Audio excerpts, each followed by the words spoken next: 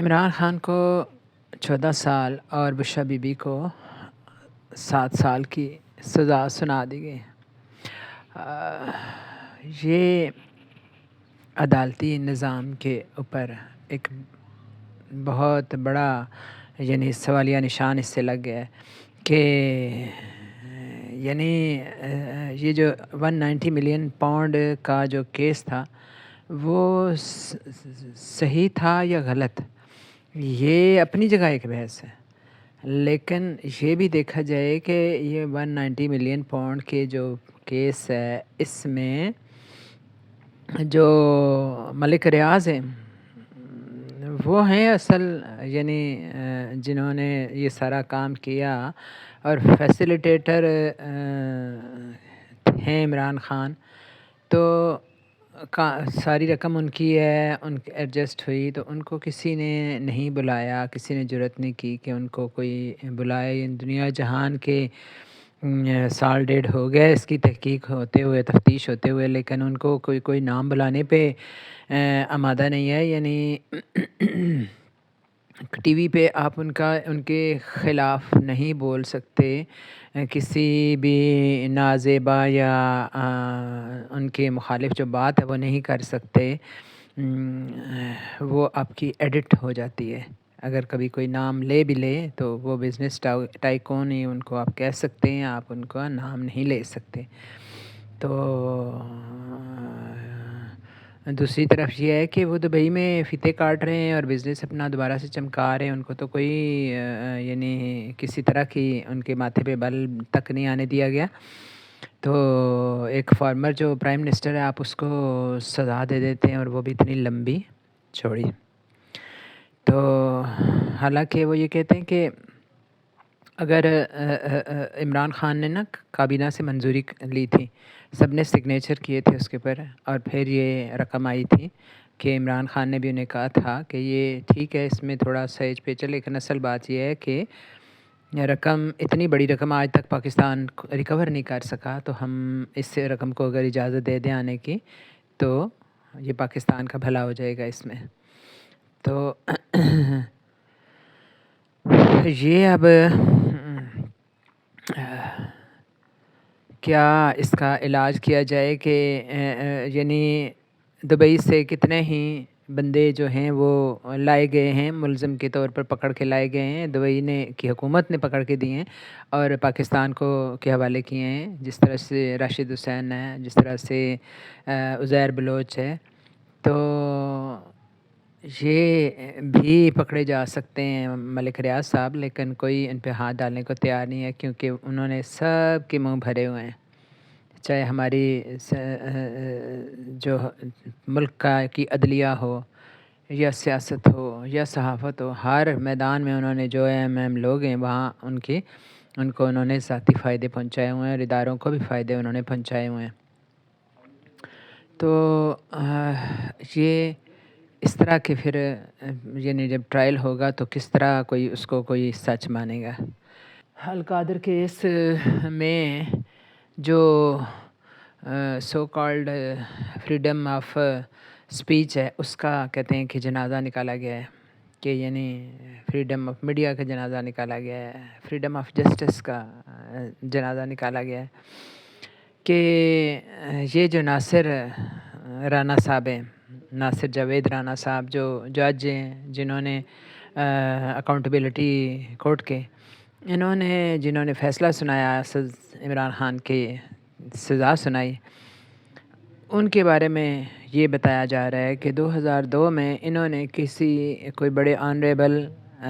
جج تھے وہاب الخیری، ان کو نہ سمن بھیجا، نہ ان کو کوئی پروڈیوس کیا، اور ان کو فزیکل ریمانڈ دے دیا۔ اس پر اس وقت کی سپریم کورٹ کے جو چیف جسٹس تھے، انہوں نے ان کو بلایا، یہ جو ناصر رانا صاحب ہیں، اور انہوں نے ان کی ساری جو جوڈیشل پاور تھی وہ ان کی ودڈرا کر لی، اور ان کو انفٹ فار جوڈیشل پاور لکھا، ڈکلیئر کیا، اور ان کو ڈسمس کر دیا۔ اور اب یہ سوال پیدا ہوتا ہے کہ یہ ڈسمس جو جج ہیں یہ کیسے اتنے معتبر ہو گئے کہ پھر یہ مشرف کے دور میں ہوا تھا، اور کہتے ہیں کہ 2022 میں پھر شہباز شریف صاحب نے ان کو دوبارہ سے لگا لیا۔ ایک ڈسمس جج کو آپ کس طرح سے لگا سکتے ہیں دوبارہ؟ یہ کون سا پاکستان کا قانون ہے؟ اور وہ بھی اتنے بڑے مقدمے میں آپ ان کو یعنی دیدہ دلیری دیکھیں کہ آپ ان کو دوبارہ سے متعین کر دیتے ہیں اور ان سے فیصلہ لیتے ہیں۔ عمران خان نے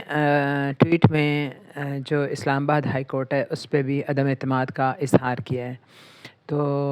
انہوں نے کہا ہے کہ میں امین الدین خان جو میرا مقدمہ سنیں ان سے اپیل کی ہے کہ وہ ان کا مقدمہ سنیں۔ تو دوسری طرف یہ دیکھیں کہ مذاکرات جو ہو رہے ہیں وہ ہو رہے ہیں فوج سے، اور لوگ کہہ رہے ہیں جی کہ یہ وہی فوج ہے جس نے ڈی چوک میں یہ پی ٹی آئی کے ساتھ یہ ظلم کیا تھا، تشدد کیا تھا، ان کے بندے مارے تھے، 14 مارے تھے یا 100 مارے تھے،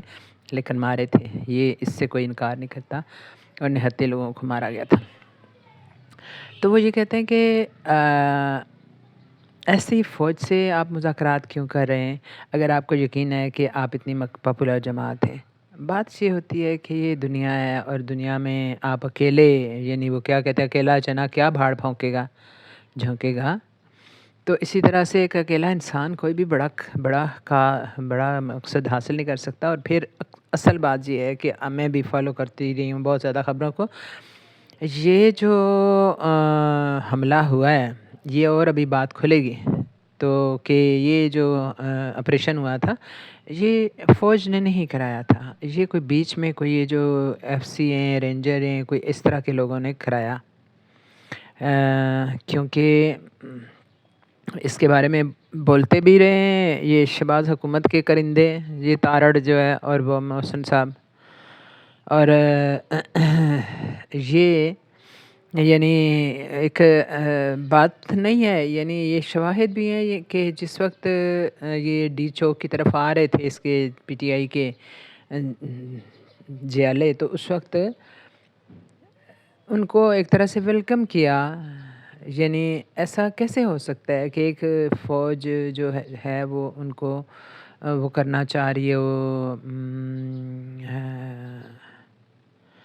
ان کو مارنا چاہ رہی ہو، اور وہ ان کو اس طرح سے ویلکم بھی کہے۔ انہوں نے یعنی بات مجھے یاد ہے، وہ ان کے کوئی افسر کہہ رہے تھے کہ احتجاج آپ کا حق ہے لیکن آپ پورا من رہے ہیں، پلیز آپ پورا من رہے ہیں، یہ انہوں نے کہا۔ اور پھر جب بچے وہاں چڑھے، وہاں لڑکے چڑھ رہے تھے اوپر کنٹینر کے، تو انہوں نے ان کو تھپ تھپایا ان کا کندھا، اور ایک جو شیلا کارکن تھا وہ تو جا کے گلے لگ گیا وہ فوجی کے، اور انہوں نے بھی آگے سے گلے لگایا، ایسا نہیں کیا کہ کوئی دھکا وکا دیا۔ تو یہ بھی شنید تھا کہ یہ فوج شاید تھی نہیں، یہ کوئی بیچ والے گروپ تھے جو کہ پنجاب پولیس یا اس طرح کے تیار کیے ہوئے ہیں، بہت سارے نواز شریف کے زمانے سے ان کی اس طرح کے دستے ہیں۔ تو بہرحال جو ہے یہ کہا جا رہا ہے کہ آرمی چیف کی جو پشاور میں ملاقات ہوئی ہے جمعرات کو، اس میں گوہر جو بیرسٹر گوہر ہیں چیئرمین پی ٹی آئی، اور گنڈا پور کے علاوہ ایک کوئی وزیر بھی تھے حکومت کے، تو کافی دیر یہ ملاقات ہوئی، اور اگرچہ بیرسٹر گوہر بھی انکار کر رہے ہیں کہ کوئی سیاسی بات نہیں ہوئی، اور آرمی چیف بھی، لیکن یہ جو جب انکار ہوتا ہے تو وہ صحافتی حلقے یہی کہتے ہیں کہ اس میں بالکل کوئی اقرار والی کوئی بڑی بات ہوتی ہے۔ تو خدا کرے کہ پاکستان کے حق میں کچھ بہتر ہو، کچھ انصاف کے حق میں بہتر ہو، کچھ سچائی کے حق میں بہتر ہو۔ دوسری طرف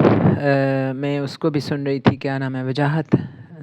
جو سعید ہے، تو وہ بھی بڑی لمبی سٹوری اس نے اچھی، وہ کوئی کسی الگ میں ٹائم پہ بیان کروں گی، کہ غزہ کے بارے میں اس نے بڑا جو ہے نا نئے جو حقائق آ رہے ہیں، خبریں آ رہی ہیں، تو اس کے بارے میں اس نے بڑی لمبی سٹوری بیان کی۔ تو آخر میں اس نے عمران کا بھی حوالہ بڑا اسی طرح سے دیا کہ اصل یعنی باتوں کی ساری باتوں میں کی بات یہی ہے کہ پاکستان میں ہو یا دنیا میں ہو، کوئی مسلمان ایک دوسرے کے تو خیر خواہ ہیں نہیں، ایک دوسرے کے لیے کھڑے نہیں ہوتے، 2.5 ارب ہیں پھر بھی جو ہے نا ایک دوسرے کے ساتھ چونکہ نہیں کھڑے ہوتے، تو اس وجہ سے تتر بتر ہیں، کمزور ہیں، اور جو بھی ہوگا ان پہ چڑھائی کرے گا، اور ان کو کبھی بھی اجازت نہیں دے گا ان کے کسی لیڈر کو کہ وہ سر اٹھا کے چلے یا کوئی ان عالمی طاقتوں کے خلاف بولے۔ تو اس کو چاہے وہ ایک عمران خان ہو یا کوئی مصر کا مرسی ہو یا کوئی گروپ ہو یا کوئی سینکڑوں یا ہزاروں کی تعداد میں لوگ ہوں، ان کو اسی طرح سے یہ بھون کے رکھ دیں گے، ان کی بستیاں مٹا دیں گے۔ تو حقائق تو یہی ہیں، لیکن وہی ہے کہ فرعون کے گھر میں موسیٰ پیدا ہوتا ہے، یہ بھی ہمیں یاد رکھنا چاہیے۔ تو دعا کریں اور اللہ تعالیٰ ہمت اور حوصلہ دے جو بھی لوگ فیلڈ میں کہ کوئی بہتر پاکستان کے لیے کچھ کر سکیں۔